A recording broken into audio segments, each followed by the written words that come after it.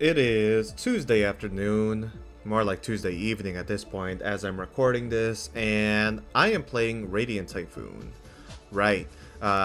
This is, of course, in Master rank. I would not be anywhere other than Master. At least I, tell myself all the time, but sometimes you get stuck in that diamond placement for a little too long and then you start going haywire. Yeah. Anyways, I am going, of course, to showcase some replays over my recent matches here in Master Duel, and this deck has just been a absolute blessing for me to, of course, play and pilot. And here we get the ideal setup. We have really good non-engine, we have a lot of good, regular engine, and I mean, what more could I ask for? See, I have a Dominus Purge here. And of course, I'm just going to go for the full setup. Chain Link 1 is going to be the Vararoon, Chain Link 2 Crusea, place the Mandate, and now I get to go ahead and add MST plus the Ascendants. And I'm just trying to get set up for the long game. But here, it is revealed that my opponent is playing K9, and instead of ashing the Izuna, I decided to just let it go because I do have Forbidden Droplet. And so here I use my Droplet Chainlink 2, discarding the Purge to negate the Lupus attempt to XC summon, which is going to allow me to place it into the back row and let him not have it for life. So yeah, here Meghala is going to go ahead and summon Big Boy Vararoon, and that's going to allow me to bounce these two back. Now, granted, if he's playing Vanquish Soul, I should assume that he's playing, K9, that he's playing Vanquish Soul with it, right? So I should have actually summoned this Vararoon under the Izuna, but oh well. So yeah, I keep the Meghala here because I want the Meghala to be able to either grab me Phonics or to grab me Crusea if I need to have the follow-up here. And off the draw of Mandate, I think I drew Fuwalos, but I have a really good end board at the moment, so I ain't complaining. My opponent, though, is going to start with Naroi, which I do decide to negate with the Vortex. The plan is, if he goes for the Ripper, I can Purge to negate and destroy. And here, he does have Stake Your Soul, revealing the Jiaolong. Instead of using an Ash Blossom, I'm just going to go ahead and MST Mandate negate it, because, I might as well, right? I have these here for a reason, and I can always use the Ash plus the Purge on the monster effect. So I destroy my Crusea and then negate his Stake Your Soul, and then that allows me to go ahead and summon out the Phonics. But I'm still not going to use this effect. I'm just going to wait and see. Here he goes Nash Knight, and I go Chain MST, targeting my Mandate. Mandate's going to go ahead and target now the Nash Knight, and then of course before I let it be pot, I'm gonna go ahead and shuffle back and draw. The Vararoon will still have a negate next turn since one MST is gonna be in the graveyard, and just like that I have Eldum for follow-up, so now I'm hella not tripping. So here, Chainlink 1, Vararoon to replace the Mandate into the field, Chainlink 2, Phonics to spin back the Nash Knight, not spinning back that boy there, and yeah, we end up winning that one. Now this hand here is also pretty good, so I'm gonna go ahead and draw 2 and discard this Mandate that I don't need, and then I grab Crusea from the top, which is amazing. My opponent does not appear to have any hand traps either, so I'm just going to Dougie on this person as best as possible. Still everything, I want to do it in the draw phase if necessary, and they do not have Droll and Lockbird, so I get to go for the full combo. I grabbed the Meghala there just in case so that I can set up, what's it called? What's that card called? Vararoon in case, right? But yeah. So here I go now for the Vararoon, which grabs me MST, summon Meghala, activate Vision, chain MST to pop, and I think once I resolve this, they do end up scooping, and that they do. So another W for the books. Now this right here gives me a lot of hope. I have Fuwalo, so of course I'm going to use it against a Yummy matchup, but this deck already has a good Yummy matchup because of cards like Sheena. So he's going to go ahead and go for the mid-board combo under Fuwalos. He gets Cookie, Yummy, Cookie, Lollipop, Snatchy, sets up the minion to summon back, and then of course here, I mean, I also have Max C. It's impossible for me to lose. On the MST, though, on his backer, he is going to chain to special summon Lollipo, and I think one thing that they should have done is activate Lollipo effect to target the MST and shuffle it back, because he still has a card, a spell and trap, on the field, which means my monsters cannot special summon themselves with their effects otherwise, right? It would have forced me to grab another MST and hit his field spell. But they choose not to do so. And that's, I'm assuming, because they're thinking, well, I should be able to play and synchro summon here, right? But no, we will not allow them to do that. Special summon the Eldum is going to grab me the Corsaia, and Chainlink 2 is going to be snatchy, so you know what that means. We're going to go ahead and activate Sheena, and they do not have a Maxi of their own, so we're going to go ahead and special summon that girl, or boy. Well, I guess it's both here, right? And then from here, we're going to go ahead and just continue going through, and of course they have no choice but to scoop it up. Man, I gotta admit, Sheena is like my favorite card to have in this deck. Anyways, here I start in the draw phase with Chant, and they go for Perulia, and I mean, why wouldn't they? Perulia is the strongest card against a Radiant Typhoon deck, but this time I had the Ash Blossom, and that's why I play Ash, so I can play around cards like that. And so I'm just gonna go for standard line at Eldum to grab Corsaia, no Droll, so I'm gonna go ahead and grab Swen to grab Vision, and I think here soon they do end up scooping the game. So I go ahead and of course grab MST off the Link 2, go Vision to draw and discard the MST, and I think I go Corsaia here, Chainlink 2 after Chainlink 1 Vararoon. In the TCG, you would do this the other way around, because you want to play around cards like Dominus Impulse. Unfortunately, though, if you know anything about the OCG, cards in the hand are private information, and the reason why that matters is anything that is private here does not have the same trigger condition availability window that we have in the TCG. For instance, if you normal summon, if you link summon Salamangreat Great Balinks and you go Chainlink 1 to search and you have Gazelle in hand, you cannot immediately go Chainlink 2 Gazelle to special summon, thus chain blocking for Ash Blossom, right? Whereas in the OCG, if you do that same sequence and they have, let's say, an Ash Blossom for the Balinks, they get to respond with that first, or anything that's public on the field or graveyard, right? It's odd. I can always link it down in the comments, but yeah, you cannot play around Impulse in the Master Duel or OCG, but in the TCG, I would sequence it Corsaia, Chainlink 1, Chainlink 2, Vararoon. That's just another reason why I hate OCG players, because their rulings are just out of whack. Anyways, Corsaia is going to add me Ascendance plus MST, and I have double MST called by Fualo, Sheena, and, you know, Droplet. So here, it looks like my opponent is playing Dracotel, and he decides to discard a card for the Fallen of Albaz to try to fusion with, I can only imagine, it's Vararoon. It could be Corsaia for, I think Rinbrum requires a Winged Beast, but I'm just gonna go Sheena. And the reason why I do Sheena is because I have quick plays here, right? So I want this card in my hand so that I can summon it during his turn and get some more follow-up, whether it be grabbing, you know, like an Eldum from the graveyard or what have you. I just want this back in my hand if it's not going to be in the graveyard. So yeah, this ends up working out for me. And also, it's against branded Dracotel. There's not many spots where you can actually Sheena. So from here, they try to keep playing with the branded fusion, and I'm going to negate it with Mandate. And on resolution, I'm going to use Corsaia to grab either Vararoon or just follow up from the graveyard.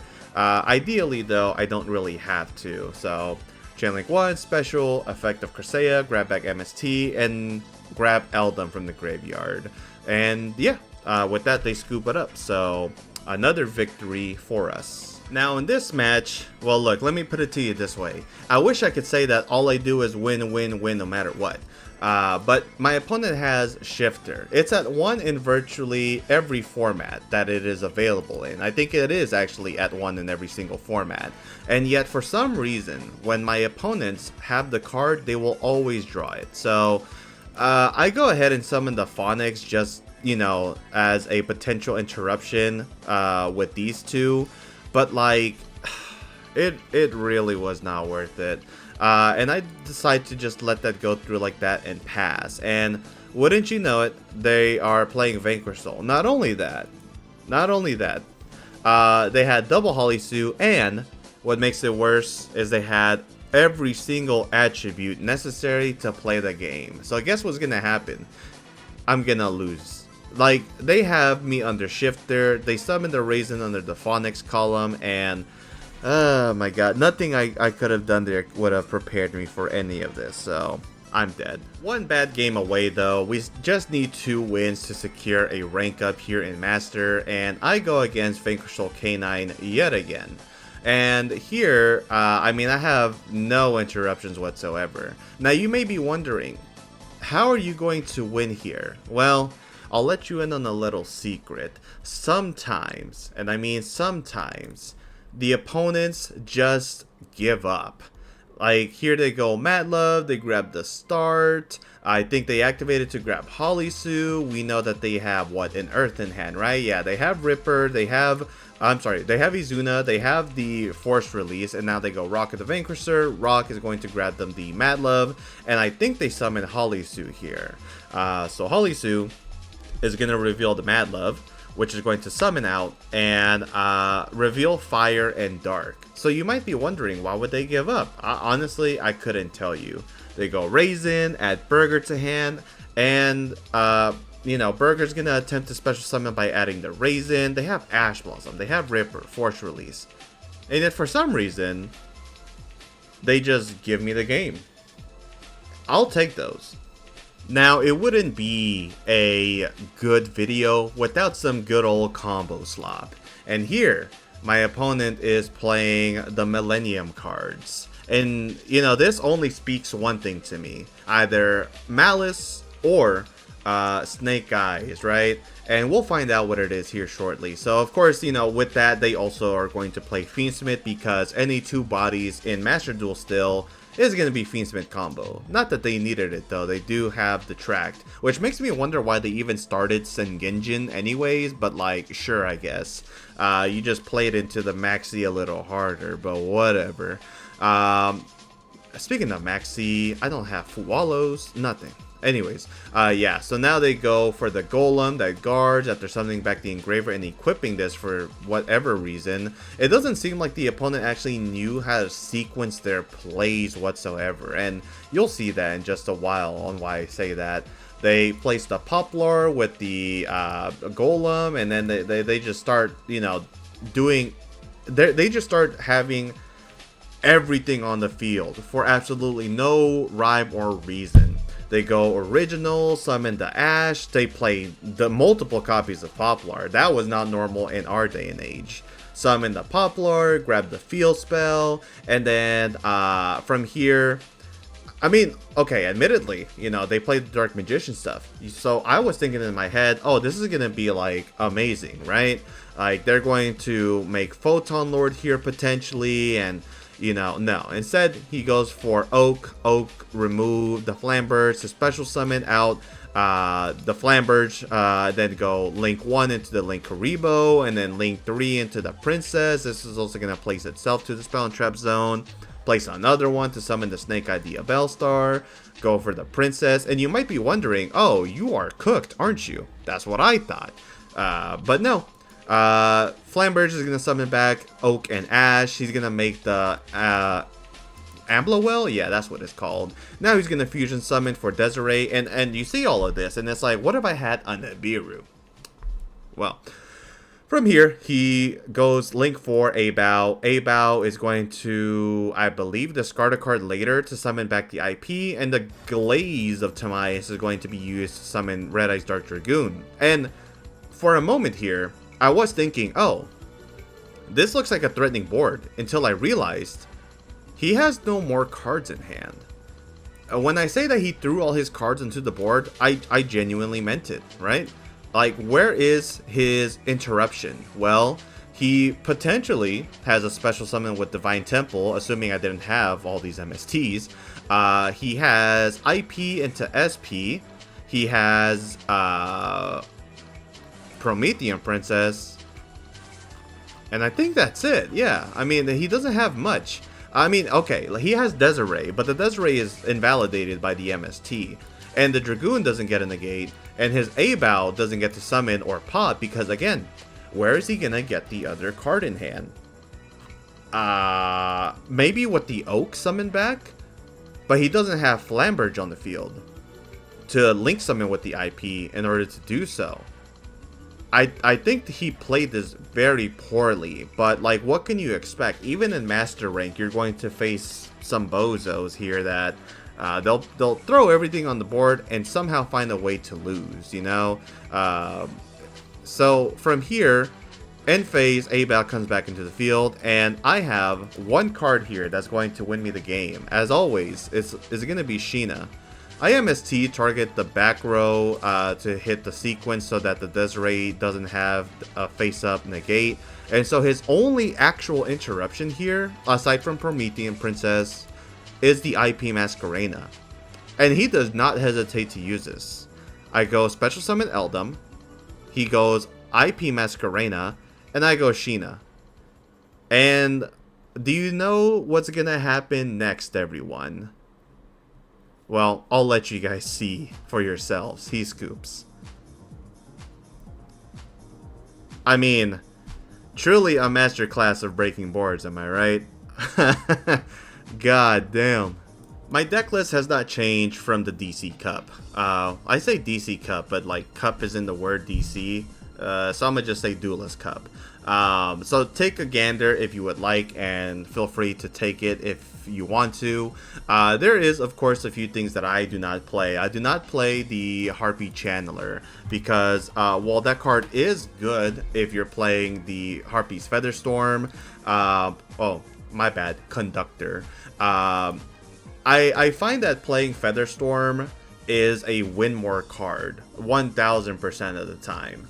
Because you have to guarantee Cresea staying on the field, right? And that's not difficult. I mean, you have another Winged Beast in Fualos, and you potentially have the Doom Eagle plus the Simorgh in case you need to get to it, right? That's the way you guarantee it. You go Conductor, and then you link 3 into like the Simorgh, and the Simorgh brings out a Winged Beast from the deck in the end phase, and then you have like Harpy's Featherstorm plus that.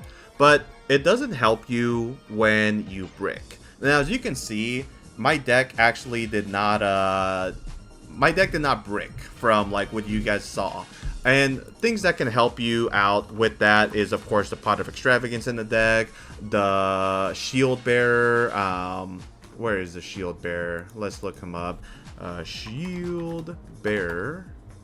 Whatever. Oh, actually, there it is. Now, I don't play the Shield Bearer personally because, funny enough, the only target for this is Eldum, and I see Eldum way too often. Even when I was playing this deck in person, I saw the deck too often. So that's just me.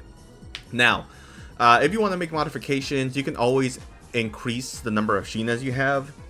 But in a meta that is dominated a little bit by, like, you know, Omni Negates, I think it's important to have an equal amount of like droplets because you want to resolve this card if possible. So K9 also makes it really hard to resolve Sheena sometimes. That's why, again, I have the droplet here in order to increase my chances of, you know, Sheenaing the board if I need to. So yeah, that's about it. Thank you guys for watching. I hope you enjoyed this video, and yeah, I'll go ahead and upload Master Duel here and there. There's still more IRL matches that are, you know, scheduled to appear, and yeah, I just wanted to throw this video out there to show that Radiant Typhoon is very good at Master Duel. I'll catch you guys in the next one. Peace and have a wonderful day.